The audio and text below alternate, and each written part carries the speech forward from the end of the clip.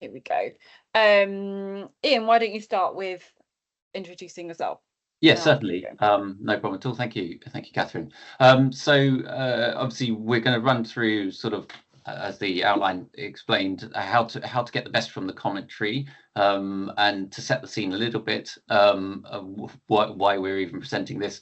So I present covering off myself, Ian, and my wife Helen. We run a company called GPProjects that's been providing radio controls to pretty much every single major event since the World Cup back in 1999, and therefore we have some experience in this. Should I pass you over to Catherine? Yeah, and I've been commentating domestically for a number of years now. I think it might be a few more than 4, but I've been doing the World Champs as well now for a decade, European Champs on the kind of live stream commentary, but have been doing British Champs, JK, various things like that for a number of years as well. I've been an orienteer my whole life, part of Southern Navigators Orienteering Club, and do a bit of coaching and a bit of whatever from on the side as well, but passionate about bringing orienteering, of course, to lots of people. Quite a few people, when they get in touch with us, think that myself or the Marsdens are also part of the actual commentary boxes that we have too, but Amplified Sound, who are the most common commentary box that we use, not the only one, they're a separate company, so we are kind of not really to do with them, although of course we can provide some contacts as well. And I wanted kind of to start with talking to you about what the point is that I see with the commentary. For me, it kind of comes into a few main things, as you can see here. The main thing is to just make your event feel big. There were quite a few people who kind of came and chatted to me when it was COVID and said, oh, we went to this major event and there wasn't any arena and there wasn't any commentary and it just didn't feel like a big event. So that is the kind of first point that I see. It just makes a British Champs feel like a British Championships because you're building that excitement, you're building the atmosphere. It's part of just having some excited voices in the arena, and even when you're kind of approaching the finish, then you feel that this is a big event. It's not a training, it's not a small event at all. So creating that atmosphere, providing some information, reminding everyone how far the start is, when any results might be published, if there's been any protests, what the results of those are, where you find some of the sponsors, all of those kind of things are very important. And for me, I want to celebrate orienteers of all ages, of all abilities, and want to really try and call in every single class winner. It doesn't always happen. Sometimes we miss people, sometimes there's just too much going on at once, sometimes we're chatting to somebody, but it's certainly our aim to celebrate all the class winners and kind of champion those individual performances, those relay performances as well. Relays can often be really tricky because we're trying to spot all the teams and sometimes we're losing them, but it's also to kind of call out a few fun things, calling out every time I see a junior on the run-in, I am looking at my screen in front of me going, who is that? Are they on a white course? Are they on a yellow course? Try and give them a shout out and shout out any information that anyone gives to me, such as birthdays or anniversaries. But actually, I know it's not just the juniors that like a shout out. It's some of the adults as well, some of the seniors as well. And just to kind of provide the story of the competitions as they unfold, chat to a few people as they finish their course, but without giving anything away as to what's gone on in the forest, kind of more talk about their runs and how they've done that. And a kind of a frequently asked question, sometimes people I have been asked recently about whether, if it's very close on the run-in and I know it's close, so I've got the data in front of me, whether I should say that they're within 2 seconds or whatever. And for me, that's something I absolutely want to not do. I will say it's close. I want to build up the fact that there's some excitement, but I'm really aware of giving maybe that second person a little bit more of an advantage. I mean, hopefully for most classes, they're really trying their hardest on the run-in anyway, if they're going to win the class, and it shouldn't make any difference. But certainly I want to be a bit cryptic sometimes and create the atmosphere, get people in the oh, something is happening here, but without kind of giving too much information for those actually on the run-in to make any difference. And that is comparable to kind of what happens in the arena at World Championships, European Championships as well.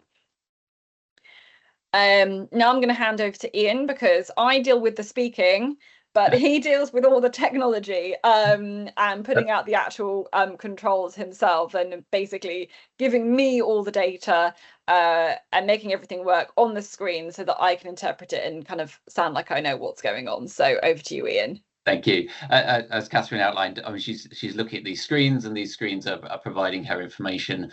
And without the information, she's resorting to sort of commentating on what people are wearing and the weather. So from that point of view, we're trying to get the data back from whether that's last controls, finish controls, or whatever out in the arena and the forest. And we'll talk about that selection in a bit. But this is a bit about the how we do it. So this is where radio controls come in. In this day and age, we're all talking about dibbers, and we're all aware of SIACs, and we have to collect that data when somebody is punching a control. We collect that via Sport Ident technology, and then we upload that data and get it all the way back to the arena so that it can come via the results system and get presented in front of the commentators so that they have the data and the information that they need.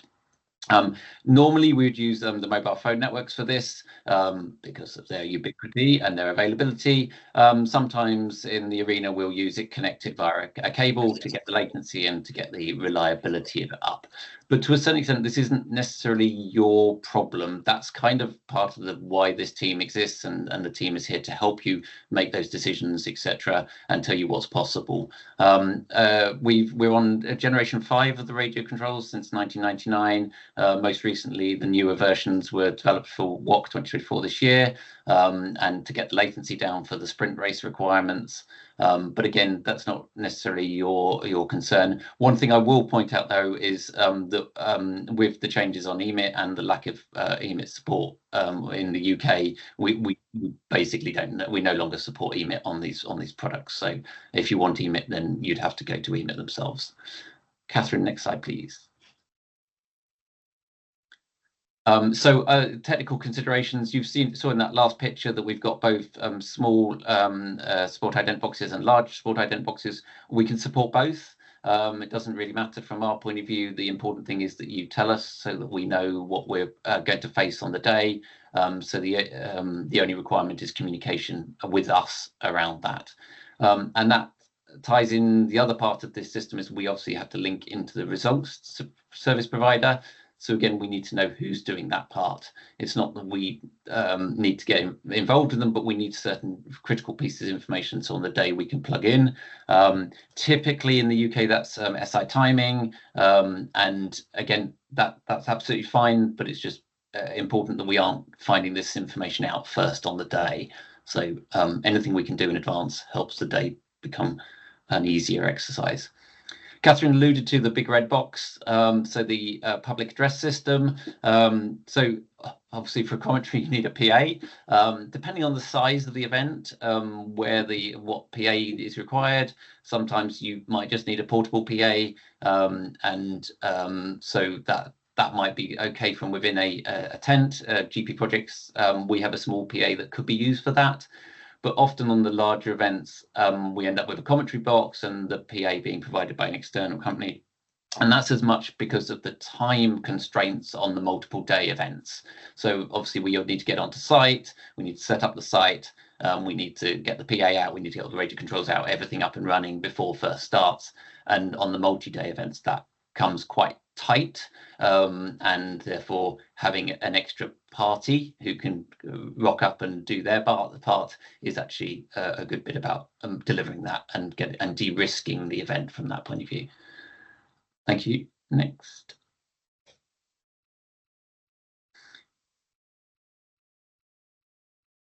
Do you want to start, Katherine? Or yes, I will, because a kind of frequently I need lots of data, and I like lots of controls, but actually here less is more, because I have lots of information coming in, but really mostly what people care about is what is happening right in front of them, right in front of their eyes. So for an individual race, of course, that's the final control and the finish controls. For a relay, you might add in spectator controls as well, and so, you know, I'm kind of can tell something of the story of some elites. So maybe you'd have 1 or 2 remote controls for those elite races. But really the final and the finish controls are by far the most important. You might have for a relay, it's good to be able to announce teams coming into the spectator control, but if they go and punch the spectator control and then leave straight away, then I don't really have the time to then talk about them whilst we can still see them. As it says there, it's about the runners appearing in front of you and me being able to talk to them. So it's allowing that time to react to information. So if the final control and the finish is very, very close together, the running is very, very short, then they'll have finished and be done by the time I can receive that data, which only takes well, it's getting shorter and shorter. It's a half a second or a fraction of a second, or it kind of depends on the setup. Ian can talk a bit about that. But then it's nice to have something like 20 seconds to kind of be able to talk about them. We're going to come on to this a bit more when we talk about arena presentations as well. But if I have 3-4 controls in the forest, it's far too much data for me to process and me and the team to process, really. On a couple of courses like the elites, a or 2 remote controls, and then the final and the finish controls are more than adequate. Yeah, I'll add a little bit. I mean, when you say final, often, as you alluded to, it's really about when the audience can see them, because obviously what Katherine really needs is a little bit of a moment before they come into view, so she can work out what actually she's trying to say to the audience. And so therefore it may not actually be the last control, it may be a pre-warning or something like that just gives a little bit more time in the system, but the gist is exactly as she outlined. There's a couple of technical points on this about which controls that are worth mentioning. The system obviously only knows if somebody started on their start time. So if you're allowing punching starts, then we need to get that in. Otherwise, the time means nothing on the screen. Next, a classic on relays is if you lots of gaffles and you only put a radio control on one gaffle, it kind of loses some importance and you don't get all the data, and therefore it's again less relevant. Timed out road crossings, again, might seem obvious to us, but it often isn't, that if we need to take the time out, that affects the results at the finish, and therefore typically we'd need to enable those. And although in Sport Ident often you can visit controls, butterfly loops and all that sort of stuff, that makes it really quite complicated for radio controls in terms of understanding where people are and what they are. So we kind of recommend not using those for the radio controls. And I alluded to earlier that we primarily use mobile phone technology. So is it going to work? Well, the devices will work on any network, but the network does need to exist. And so a general rule of thumb is, if you can stand at the site and send a WhatsApp message to somebody, then the radio control will work fine.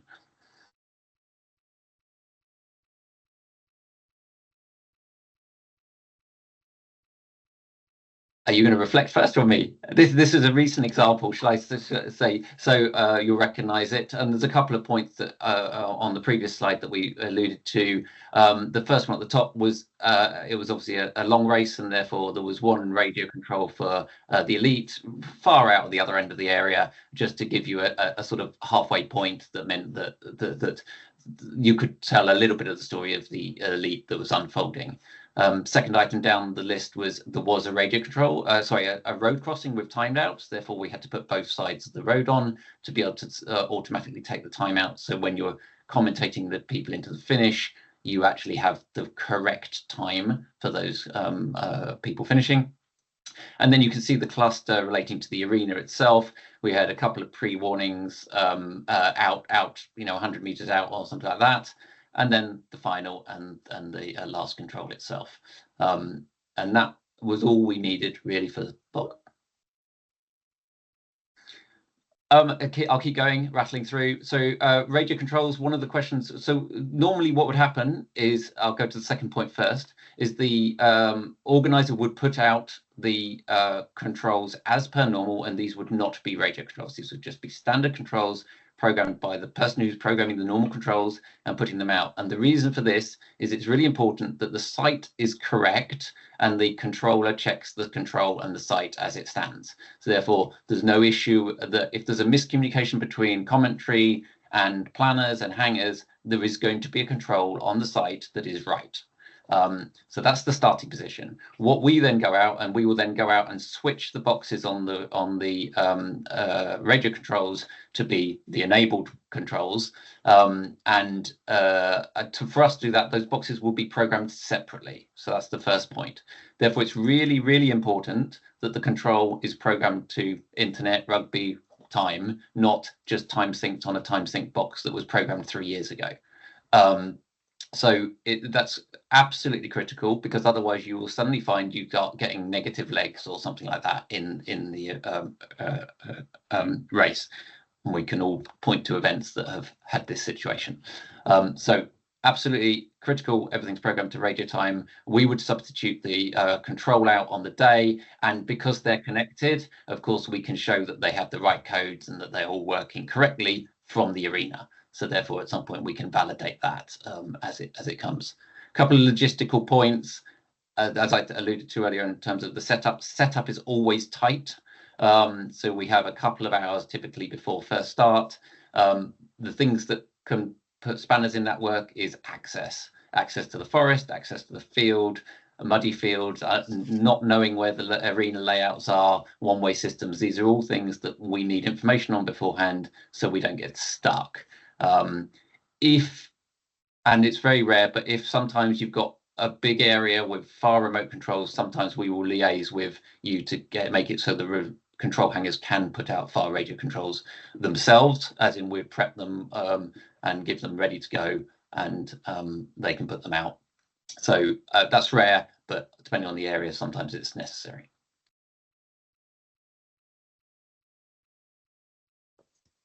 I'll keep going. Critical things for arena layout. Obviously, location of the commentary van. Katherine will say it's nice to be able to see something, which is always useful. I have slightly different requirements as well. It must be within 100 meters of download, and this is because that link, given the server for the results, is over in the download typically. We need to run that on a wire, and we need it to be reliable. So typically, less than 100 meters is recommended. We can talk about if you've got a particular constraint, talk to us, but that's our recommendation. And obviously, both ends of that will need power. So that's important. Katherine wants to be able to see something, so that's always useful. But the other thing to be aware of is cable runs. Where is officially no man's land? Where is run-in tapes? Because we don't like to dig lots of cables in if we have to, so it's really nice to be able to know where people are and where people aren't, so that we can run those cables out. And changing that during the event is where we waste a lot of time. So if you suddenly say, oh, we'll take all these barriers down, or we're going to move these barriers, and this, we'll talk about prize giving in a minute, this is often when this happens, and it causes unnecessary angst. So our recommendation is a good arena layout that's thought about this, makes this just very, very easy. And also that ties into the vehicle access. A commentary box on top of a hill is really nice, but you've got to be able to get it there. And so therefore, and also often it arrives before lots of people in the arena that are there, and therefore it's really important that we pass that information over to them with a diagram that tells them where to put it. Otherwise, they'll end up having to move it, and again, we'll waste time on the day for that. Katherine, I think I will jump into this and start talking about the prize giving, because this is kind of one of the more challenging parts of my day. Ian's most challenging part of his day is at the start. I tend to rock up and, you know, I'm ready to speak and everything it's already loads and loads of hours of work that has gone into before I get there. But the tricky bit for me is the prize giving, because my main priority is I want people to stay. I want people in their club to celebrate club success. I want families to stay. I want there to be, by the time we get through all of the kind of prizes at the end, I want there to be people to thank all of your amazing volunteers, to stay and applaud the success the whole way through. And the prize giving can take a long time. I put there's always a bottleneck. There's always something in the prize giving that kind of slows it down. And in my experience, it tends to be kind of different things each time, whether that's you haven't got all the prizes actually out on the tables ready, or you've not got enough people to actually hand the prizes out. Sometimes you have a lovely dignitary coming to give the prizes out, but they're going to give all 6 people on the podium the prizes. It's so much better to have a big team to award the prizes nice and quickly. Sometimes it's us which are the bottleneck. So a couple of times we've had to move cables, move speakers, wait for printouts of results, things like that just mean that everything just gets delayed slightly. And you know, if you've got bad weather and everybody wants to get home, wants to get back down the motorway on the, I don't know, last day of the JK or something, it's actually I get really embarrassed or really sad if I feel like it's us kind of slowing things down as well. So when you're thinking about arena layout, think about how that's going to kind of transition into your prize giving layout, because that's often quite different. And you really, having it very close to the commentary is great, because I can stay and have the normal microphones rather than the radio microphones, keeping people within earshot of the speakers so we don't have to move them is absolutely ideal as well. And I think Ian used to have a rule that it was close to the commentary van. That's kind of changed in a bit kind of recently, but having it really close to the commentary van is always a good thing. I know quite a lot of people aren't experienced at running like prize givings, but have a strong person on that job. In my experience of seeing quite a lot of people doing it, it's a job that is always much harder than you think it's going to be. And for me, for them to provide me with the information and the thank yous, just to make sure I've thanked exactly the right people that you want me to thank, and given out all of the information, doing it in the right order. I've had some really great examples of that recently, of I think from the JK this year, of exactly who I needed to thank, who was giving out the prizes. That was great. But for me to be able to, I mean, not quite rattle through, because we want to, you know, make sure everybody has the time to celebrate their success, get a lovely photo, look absolutely delighted with their top 3. But again, we want there to be enough people kind of clapping and cheering them at the end. So that is a plea from me on the prize giving. I think I will move on, because we've got a couple of examples of some arena layouts. So the JK this year, we had this was the relays, we had a little run kind of out and back beyond the commentary box.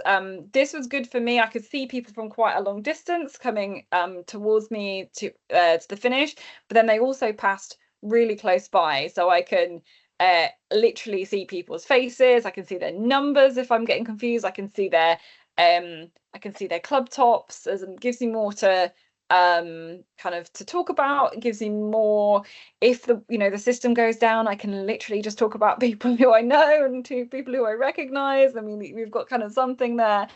So for me, that had really kind of good visibility. And I think for you, Ian, this is a comment about there being sections where the participants couldn't go. Exactly that. The detail on it meant that when we turned up, we didn't have to ask lots of people lots of questions. We knew exactly where the things were, and therefore it could come together seamlessly. I mean, it was quite a tight arena in the end, and therefore actually I think they did a good job on it. Oh, sorry, I lost that slightly at the end there, Ian.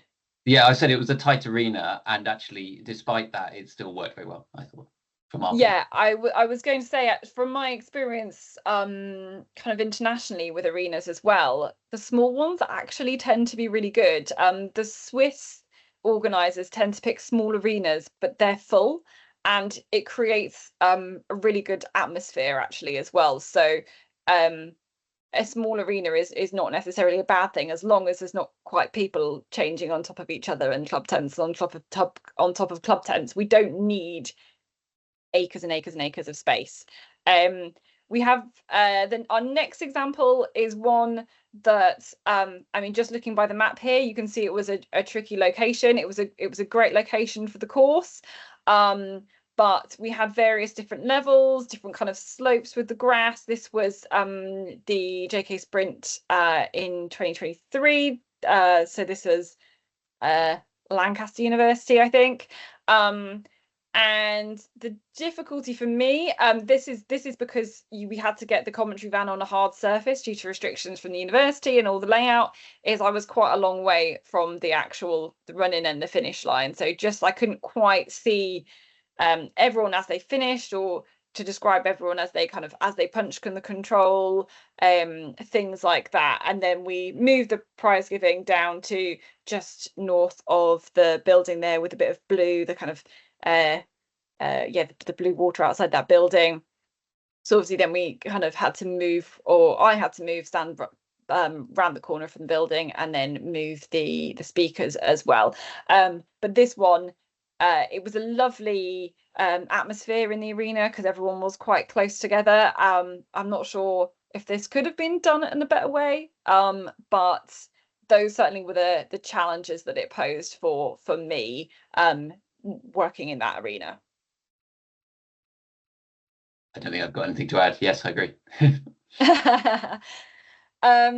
So as kind of Ian's already mentioned a lot, this is all about communication ahead of the events, mostly with him and Helen, but a little bit with me as well. For example, maps of control sites, very, very useful for Ian, for Helen, for hanging controls.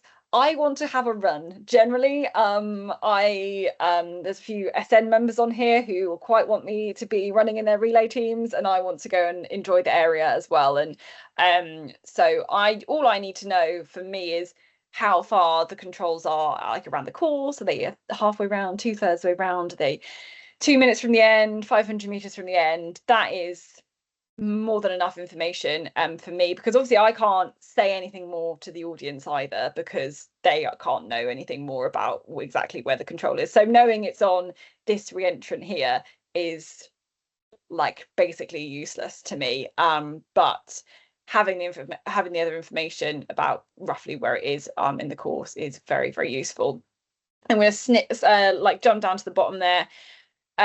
Printed start lists for things like relays where there's lots of often late changes is very, very useful for me to be able to go down. I love to be able to kind of talk through some of the teams, shout out a lot of clubs at the start, and any kind of start list from, often now elites are seeded at the end, which is why they all kind of come in together and we have a big focus on them at one go. I very much like to say I try not to focus as much on the elites. So even though you might have elite remote controls for the elites, we don't try not to talk about them until really they become interesting.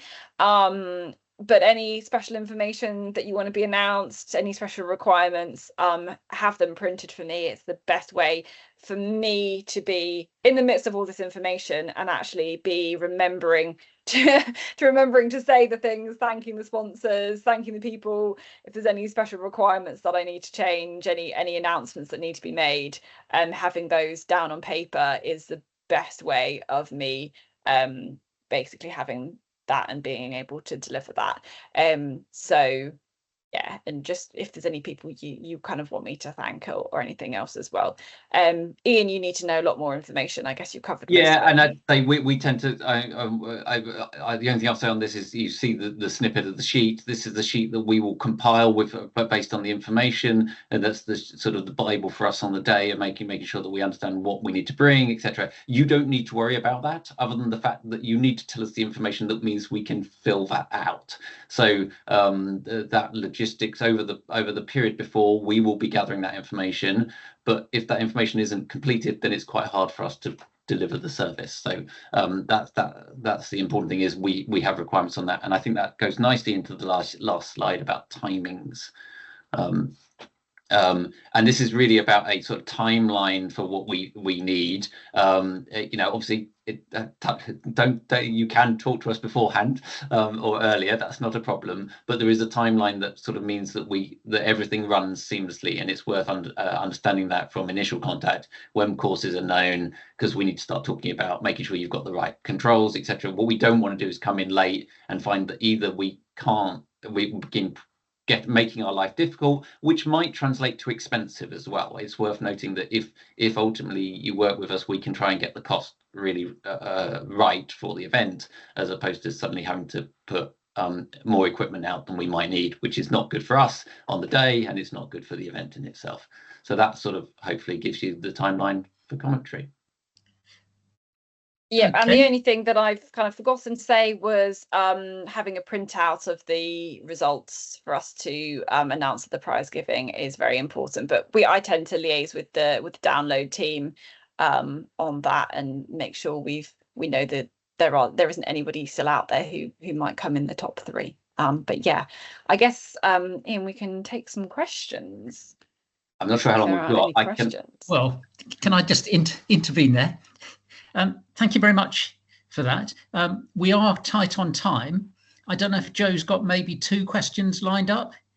I have one ready to rock and roll. One would be good, and then we can pick up the others later or after the event if needs be. Yep.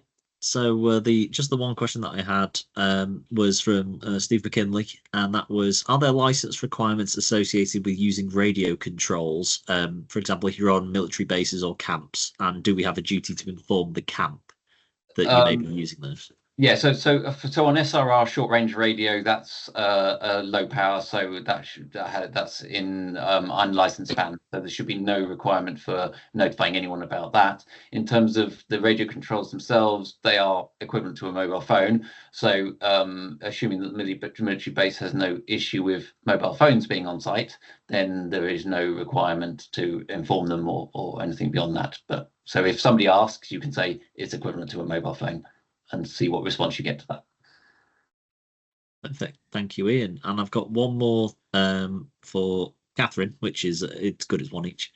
And that is no, it's not actually for Catherine, because I've just misread it. I'm so sorry. I've got your hopes up there. This one was from John Keeley saying, is there any feedback from Ian about British Sprints 2021 in Skelmersdale regarding arena commentary and prize giving? Was it too speedy?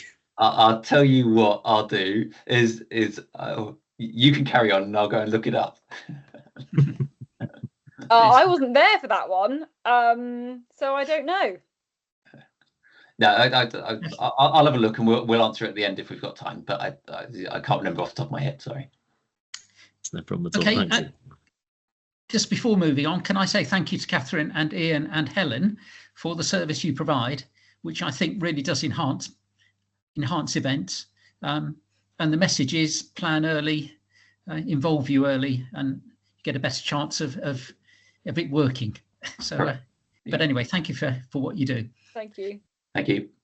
Right, let's move on swiftly to rule changes for 2025 and Alan Wallis. So I'm Alan Wallis. For the last 6 weeks I've been chair of the rules group, having stuck my head above the parapet to take it on, although I've been talking to the rules group for about 3 or 4 weeks longer than that. I'll pay thanks to my predecessor, Charles Daniel, who was chair until earlier this year. And a lot of the changes I'm going to talk about now were instigated by him, and obviously input from all the rest of the rules group. So I'm going to briefly cover the changes that we know we're going to make to the main rules. Some of these won't really have a major impact on major events because they're only putting into practice things that happen already at major events.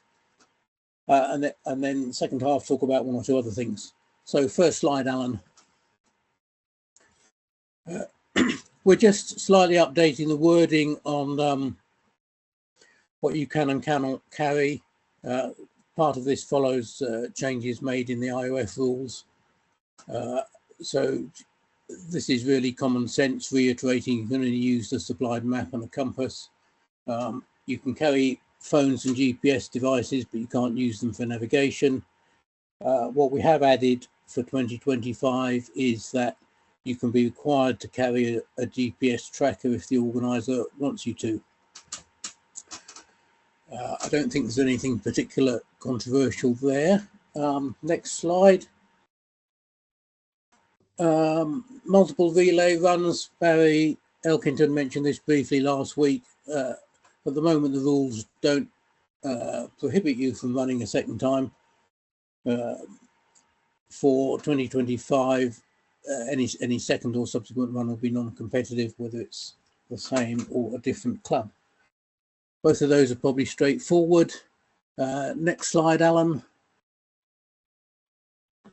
This is new, really, and there have been a few events where people have found the last control and then had difficulty in finding the finish. The finish, of course, is the one control on the map that doesn't have to be on a mapped feature, it can just be anywhere.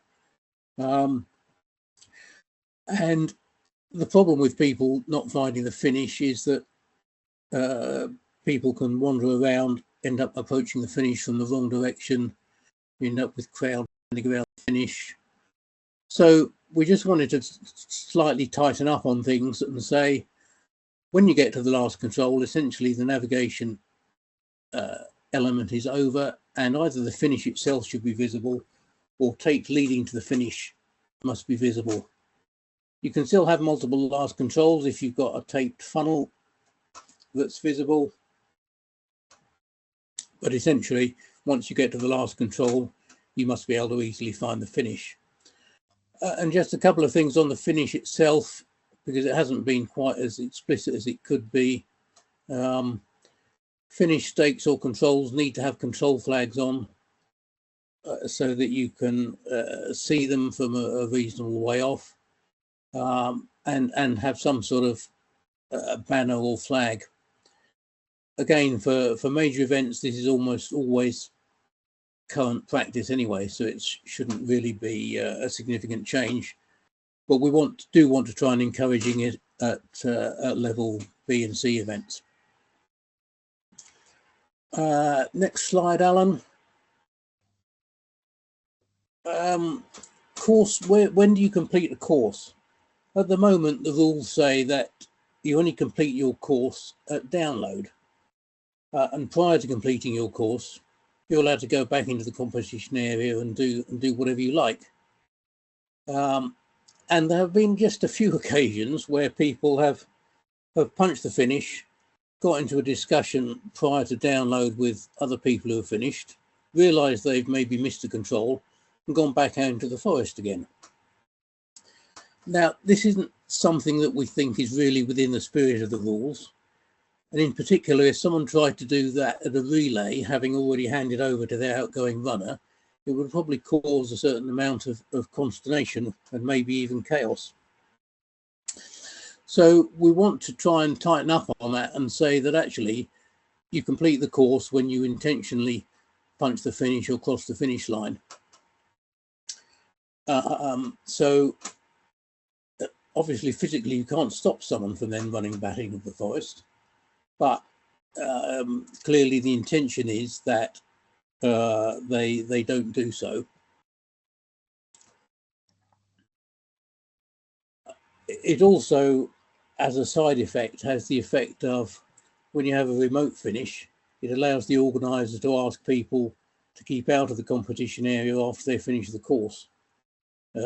I'm sure we've all been to events where people have sort of crept back from the finish to the last control, and even prior to the last control, out into the forest to find or out onto the fell side to find a good vantage point to see their incoming friends or colleagues. But if you've got a whole lot of people sitting on a hillside before you get to the last control, it's quite confusing for competitors who are still approaching that point. So the last change that's definitely happening, sprint and urban course planning guidelines will be merged. They're very similar at the moment, and we're just cutting down on some of the duplication. And finally, a house style point, which a number of people have requested. At the moment, the rule numbers that appear in the appendices can easily be confused with numbers in the main rules. So just as a point of house style, we want to put letters onto the appendix rules so that when people quote a rule, it's clear whether it's the main rule with that number or from one of the appendices with that number. So those are the changes that are definitely happening. Obviously, we're in detailed discussion following JK24 and the issues that arose there.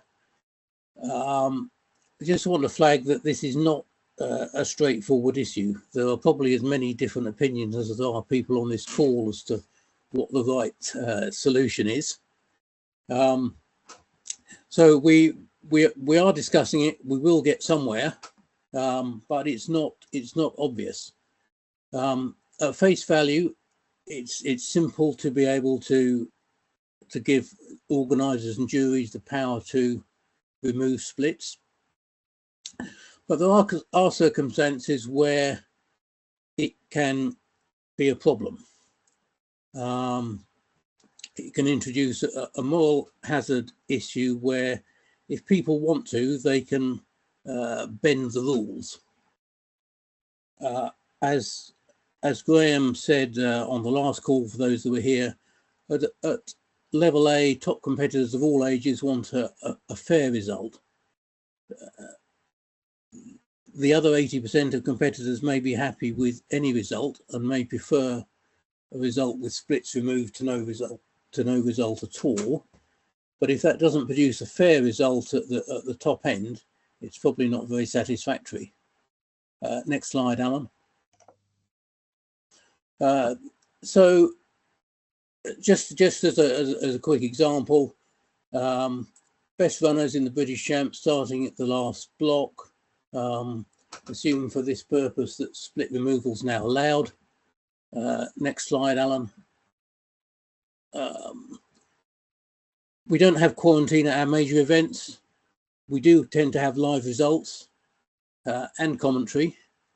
But that means that before they start, some people, or even all competitors in some classes, may know that multiple people on the course have been disqualified. So I'm just going to put an example up now. They know people have been disqualified for missing control 10.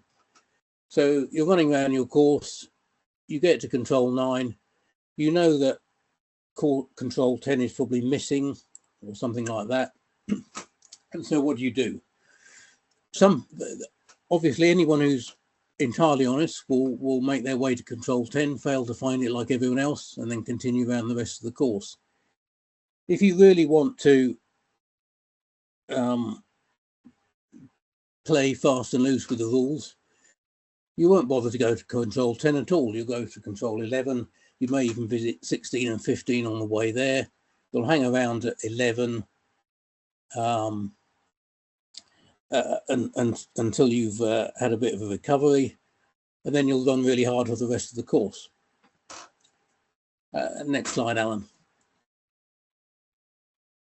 So if in that example, control 10 is wrong, you can't actually tell whether the difference between someone who attempted to find 11 and failed and someone who attempted to find 10 and failed, and someone who didn't attempt to find 10 at all and just had a rest and ran hard for the rest of the course. You may be able to find it if you've got additional information, if you've got access to their own personal GPS track, or if you've got people who spotted them not on the route between 9 and 11 where they should have been. But if you don't have that extra information, it's actually almost impossible to tell. So it's quite difficult for the organiser or jury to come up with a fair result. So same thing could happen if early termination at course at control 9 was an option. If you know that the course might be terminated early, then you just run flat out to number 9, gamble that the course will be terminated there, and just jog the rest of the course. And when the course is terminated, because you've treated it as a sprint event up to control 9, potentially you end up rather better off. This is really just to say, as an example, that this is not as simple as many people make out. All of these things can be investigated in quite a lot of detail, and sometimes you will pick up what's happened and pick up or not pick up what's happened, but other times it will be impossible to tell. And the consequence of that is that the jury or organizer may take substantially longer to reach a decision, and they might, at the end of the day, that decision might still be they're not sure what a fair result is and the course still gets voided. But instead of taking half an hour to reach that decision, they've taken 4 hours to reach that decision.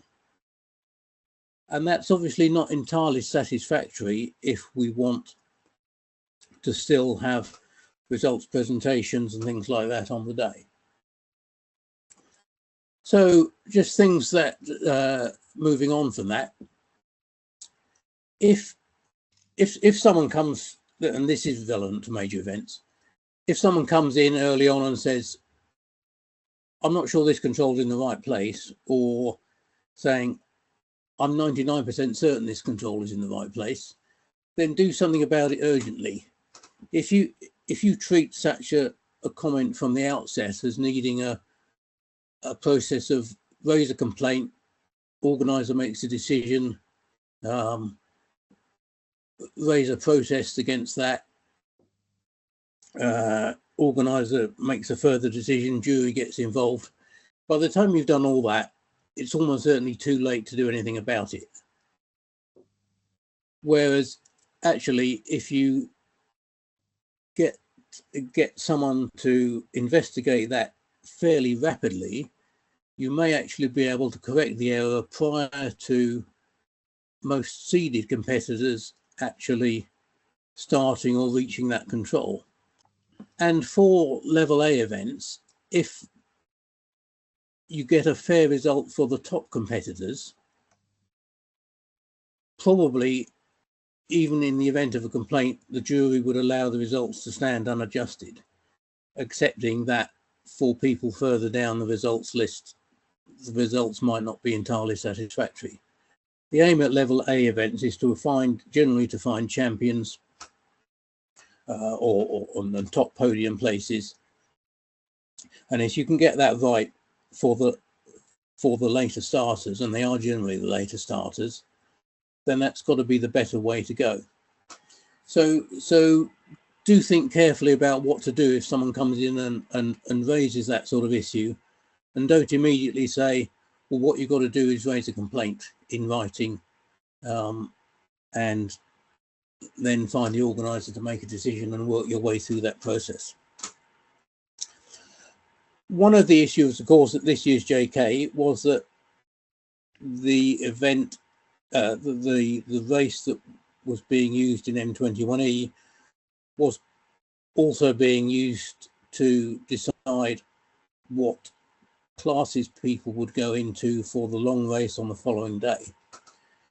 So if you're in that position and the result on the middle race day is used to determine what happens on the following day, just think in advance what you might have to do if the first race is voided.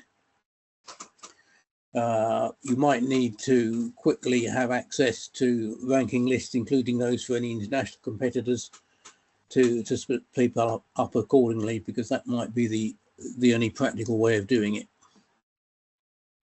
If you do use the ranking list, remember it's not perfect. Some top competitors have fewer than 6 scores. When I looked at the ranking list a couple of days ago, Ralph Streep, I think, was somewhere below position 4,000 because he's only got 1 ranking score.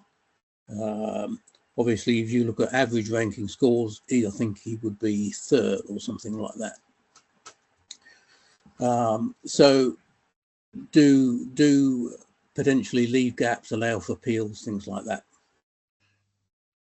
Next slide, Alan. A couple of other things we're still in the middle of talking about, or intend to talk about at some point. Similar, related issue to the above, where there's clearly a significant error. Everyone agrees there's an error. Everyone agrees the results, standard results, are unfair for some reason. There are occasions where no one actually makes a complaint. So everyone agrees that the results should be changed, but actually the organiser and jury slightly have their hands tied because no one's actually formally submitted a complaint to say there's something to be done. So just thinking about that, because clearly in that scenario, you don't want to waste half an hour trying to persuade someone to raise a complaint before you can actually investigate it. Second issue, should we be discouraging or prohibiting display of blank maps in start lanes? Again, those of you who were on the call last week may recall Graham Ackland mentioning if you put on a long first leg on a sprint event, it's basically guesswork as to which way to go, and that guesswork could save you the 5 seconds that means the difference between winning or losing your course. I would suggest that if you issue control descriptions that say -3 and then put a blank map at -1, actually guessing correctly which where your first 1 or 2 or 3 controls are probably makes a bigger difference than just 5 seconds. The next person might guess completely wrongly, and when they pick up their map, they've got to replan their course, whereas the person who's guessed it right can sprint off, almost ignoring the map for the first 2 or 3 controls. So that's something else we're thinking about. And then there's been a number of comments from different sources about urban events, and we're looking at course lengths and a few other issues around there. Last slide, Alan. Briefly, if you can, Alan. Briefly, yeah. Just vision for the future. It doesn't make a lot of sense that we expect all event officials to read 103 pages of rules. What we hope to do, and it's ambitious and we might get there, is remove a lot of the duplication, try and get all the mandatory stuff in the main rules, make the appendices become more akin to best practice, and potentially rearrange those so there's one appendix for each of organisers, planners, mappers, etc. So that if we manage to achieve it, an individual only has to read the main rules in a single appendix.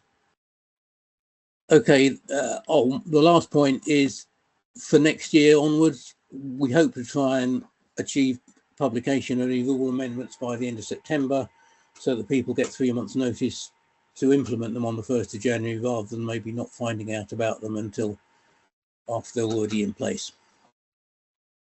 That's it. Thank you very much, Alan. Joe, any quick questions? I saw one which whilst you're thinking about that, there was one from Mark about how controllers can know about the changes. I am hoping to do another controllers newsletter, similar to the one that came out in the spring, which highlights the key changes. It wouldn't highlight everything. That's the drawback. But I think it's essential that controllers have a document sent to them that says the rules have changed. you must not have navigate to finish, for example. Otherwise, they will just carry on doing what they've always done and will never get the rules implemented. Sorry, over to you, Joe. No, that's perfectly fine. That was the, I guess, part 2 of Mark's one. I'll quickly go through the first, I guess, the first section of that, which was it may be for both Alans, saying the new rules for 2024 were semi-issued to controls for final comments. He never saw an email to say there was no final version. As control for January, did the new rules take immediate effect as it changed for the recommended courses for girls and entries were now open? In this particular situation, should there have been a soft implementation of the new rules? I think that comes back to the last point I mentioned. We don't think it's very satisfactory that rules have only been published sort of sometimes in December, sometimes even in January in some years. So certainly for next year, we plan to try and get them finalised by the end of September, disseminate that information in an appropriate manner, as Alan was just talking about, so that everyone potentially has 3 months notice of new rules and can make changes if necessary. I think Terry Smith's got his hand up. Yep, yeah. That's the next one I'll hand over to Terry. I think you're already unmuted if you'd like to ask. Yeah, just to respond on that topic, if you look at the rules documents, they have a change history at the beginning of the main rules and each of the competition rules. And we've endeavoured to put a black vertical line in the document where there are changes within the document. So it should, if that system works, we have time to do it all, be fairly easy to identify where changes are and to get that detail. Thank you, Terry. Okay, I'm very conscious of the time. So what we now want to do is to make all those discussions about avoiding courses and taking out legs and things redundant by getting the controls in the right place, which brings us neatly on to Neil. Okay, yeah. So as Alan Wallis mentioned, there were problems with a couple of controls being in the wrong place at the JK, and I think the British Sprints also had one in the heats. And so Alan Rosen thought it'd be a good idea to have a little section about getting controls in the right place. So that's what I'm going to talk about this evening. There's going to be no great insights here or great new practices, but it's worth considering why things might go wrong. I've come up with sort of 5 points which I consider as being important. And the first one is map accuracy, or more to the point, inaccuracy.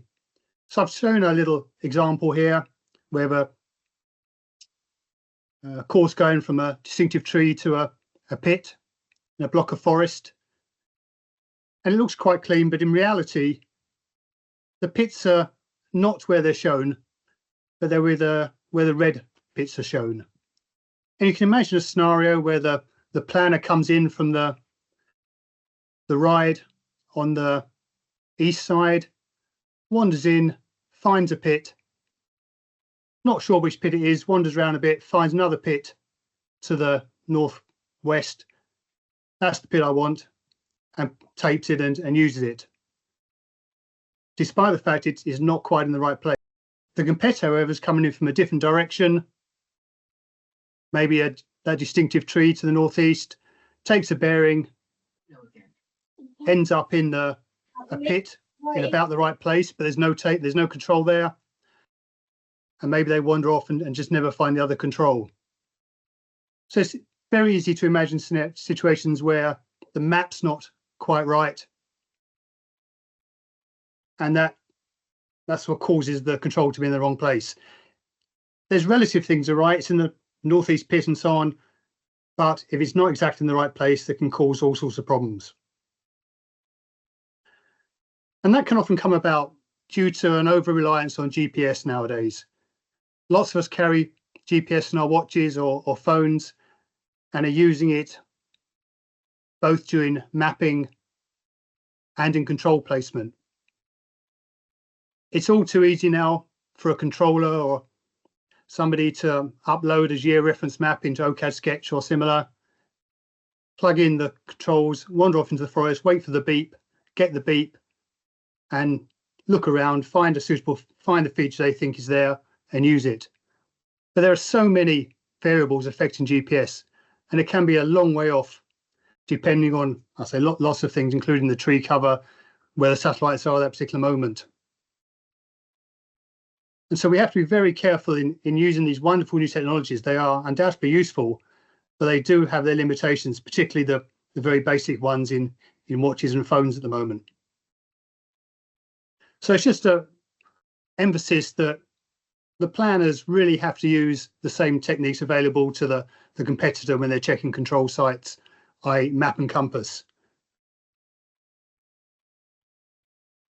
Particularly when things don't feel right. The third one I want to mention is planner inexperience, which we can sort of rephrase also as planner competence. And that's a situation where simply the planner isn't capable of identifying the correct location on the ground. And I have to put my hand up that my brain struggles with complex terrain, complex contour terrain. The map I've shown here, some of you may recognise, is the Trossachs. That's the only area where I've ever decided to give up on a course because I just couldn't find the control, couldn't read the map, had no idea where I was, and decided to give up and go back to the finish. Of course, on the way back to the finish, I fell into my control and managed to finish the course. But the point is, I just don't have my own confidence of knowing that I'm absolutely in the right place on those maps. So sorry, Alan, if you can ask me to control Broughton Burrows or Penhell, forget it, I'm just not up to it. So that's one aspect, is the planner just can't use those sites. But there's the other aspect with an inexperienced planner, in that they can convince themselves that the site they've identified is correct. Now, we've all been in a similar situation. We're orienteering, we're going on a leg, but we've gone wrong. We're maybe heading off the slightly wrong bearing. But you convince yourself you're on the right bearing. You look around you, you make the map fit. And it's so easy to do that as a planner as well. You get to a control site, think, yep, here's a distinctive tree, I can see a pond over there. And you force yourself to believe you're in the right place.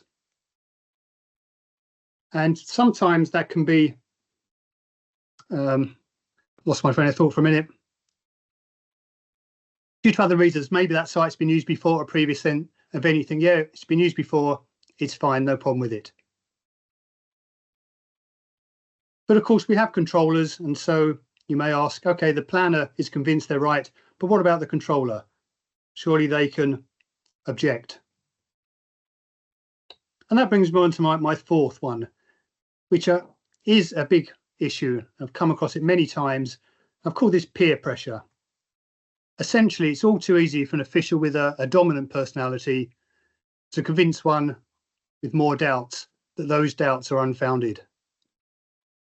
So a planner could just really insist that data control is right and the controller may give in. Or it could be the other way around. The controller may mistakenly claim that the control should be over there and the planner will give in. And I'm sure this has been a cause of many mistakes in the past.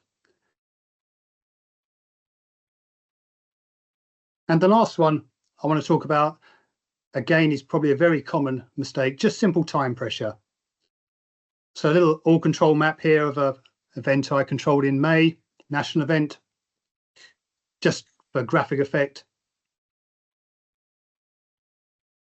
But it's amazing how many planners, control hangers underestimate the time required to get all the controls out and perform all the correct checks which are needed to make sure that they are in the right place. And it just takes a bit of a rushed control hanger. That's right, someone's talking in the background, someone's not muted. So just put a control on a neighbouring pit and just not realise. And that can mess up, obviously, the whole event.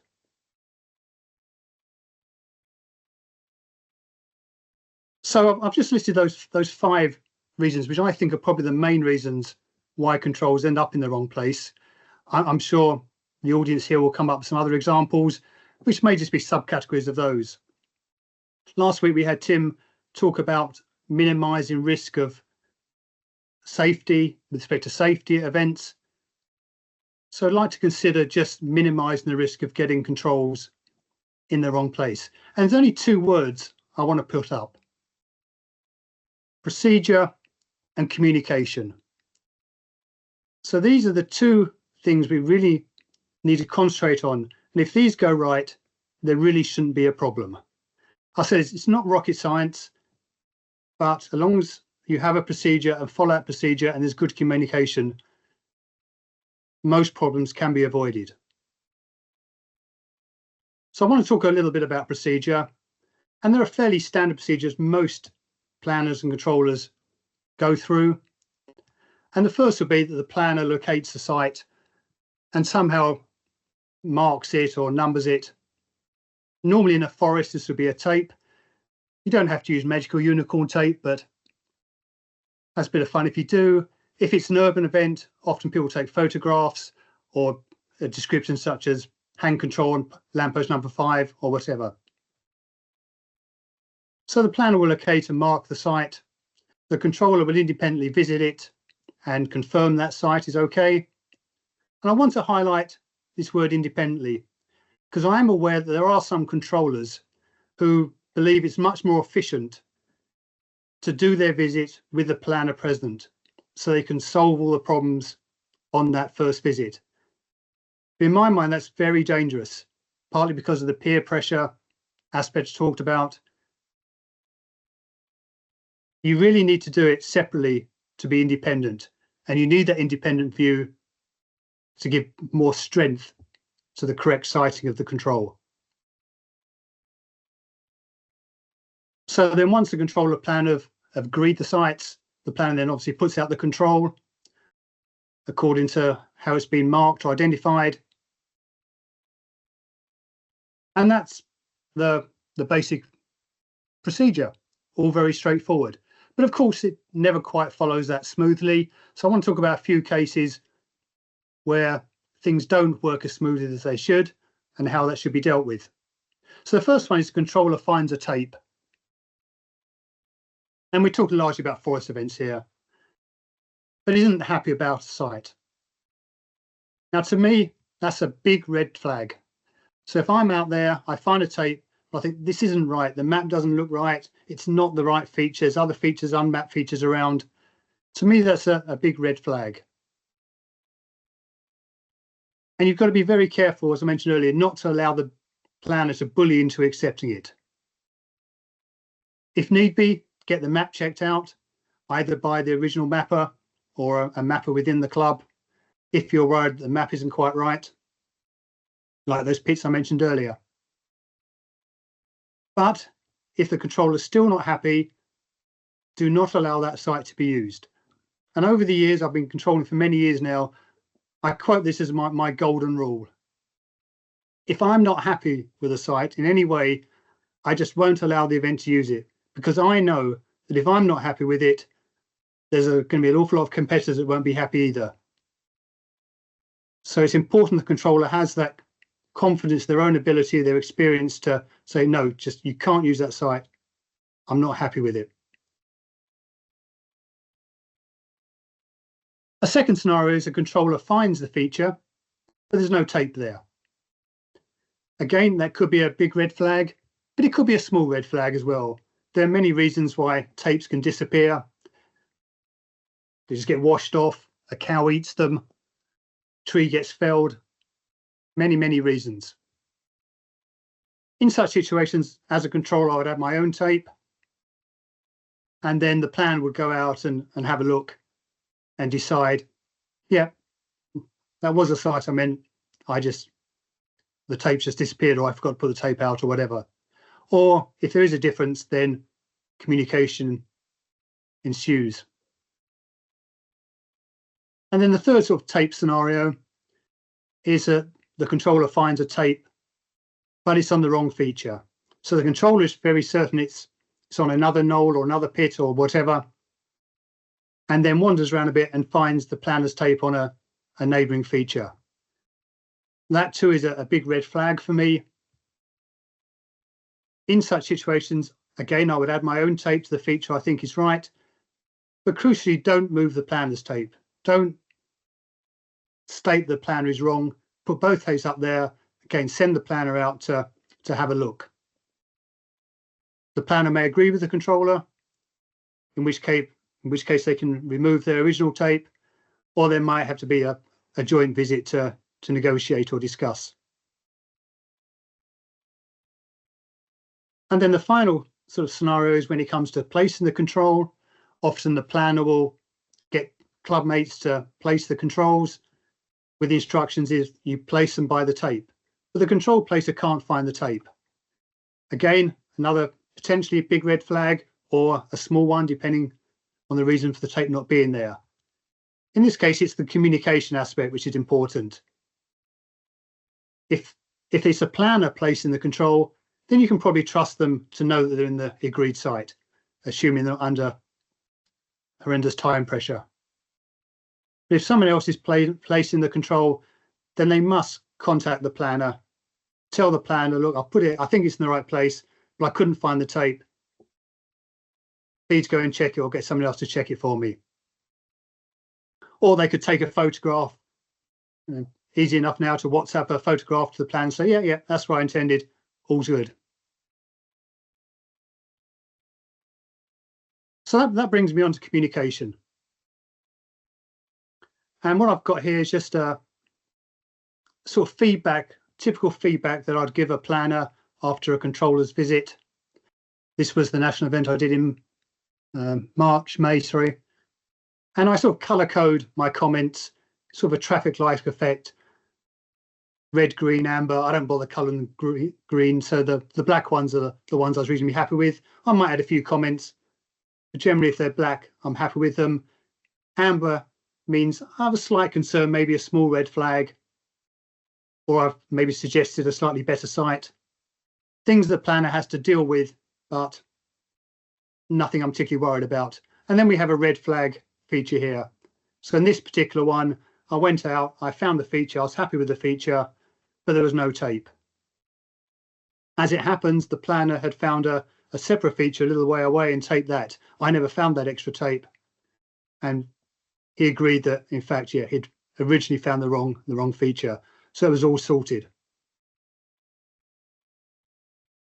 So communication is crucial to make sure that all issues are resolved. So if I give that feedback to the planner, I expect the planner to then come back and tell me what they're going to do about it or what they have done about it. And make sure that there are robust procedures in place for changes.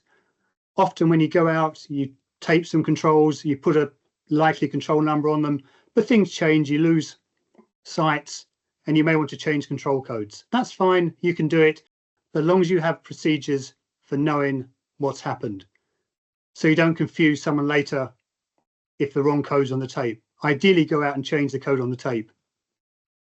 But as long as the procedures are robust, you should be fine. And as I said, make sure that procedures for control hangers are made very clear.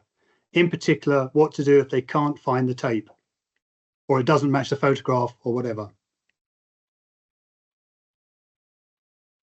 So if that all works, you have good procedures, you have communications, you can really minimize the risk of going wrong.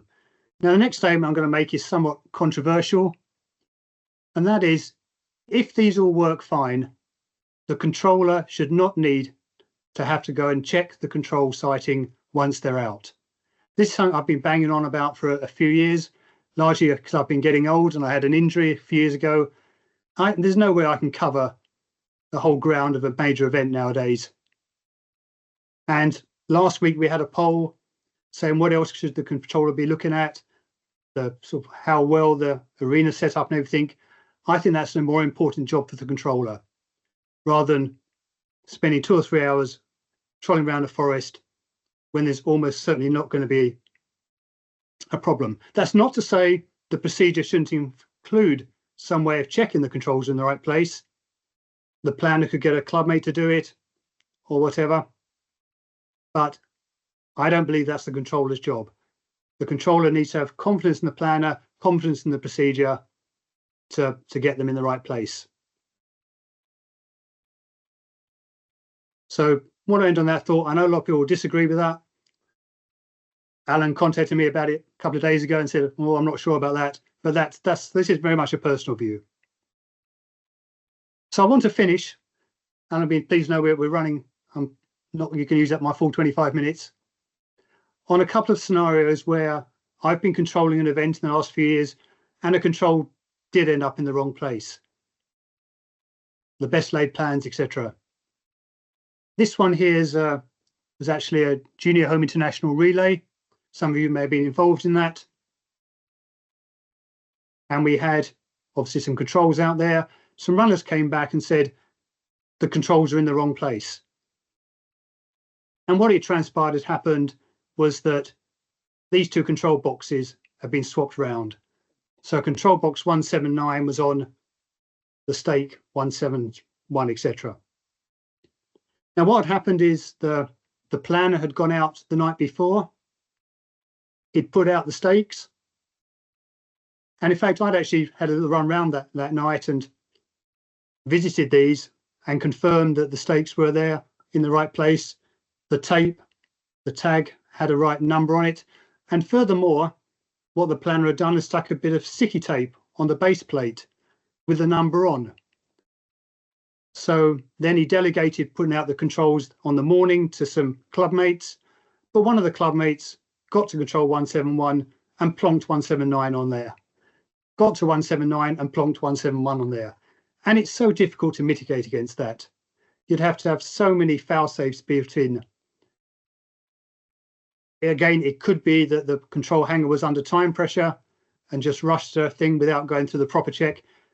Is this 171? Does the tag say 171? But unfortunately, it happened.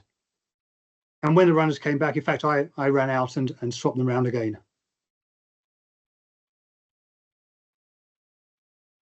And the second scenario, going back to this event in May this year, is a national event. This was the white course.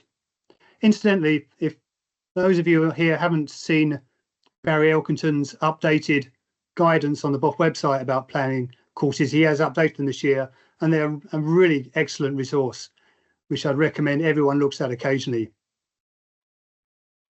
Now, if someone who's very familiar with white courses is worried about 7 to the finish, don't worry, there were lots of tapes and smiley faces. So what happened at this event was I went to the start, as controllers often do, to make sure the start was working properly at the beginning.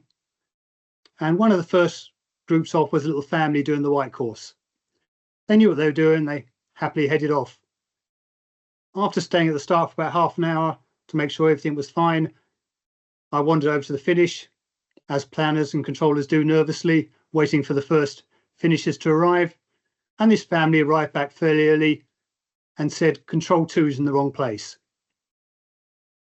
As it happens, I'd been down to control 2 earlier on when I was checking something else out, and it was fine, it was in the right place. So my first thought was, okay, this is maybe an inexperienced group of orienteers. The control was in the right place, but they thought it was in the wrong place. But there was some doubt because it was a fairly obvious feature. So I jogged out to have a look, and sure enough, the control had moved. No idea how it had moved. That track is used by dog walkers and other walkers, joggers a lot. It's quite possible a member of the public just picked it up and moved it. Again, that's very difficult to control against other than sort of gripplings and trees, which you don't generally do in forest events. But it's just one of those things that happens. And again, emphasizes what Alan was saying. If you hear about control, if you hear about a problem, go and have a look, and if need be, correct it without having to wait for procedures to happen.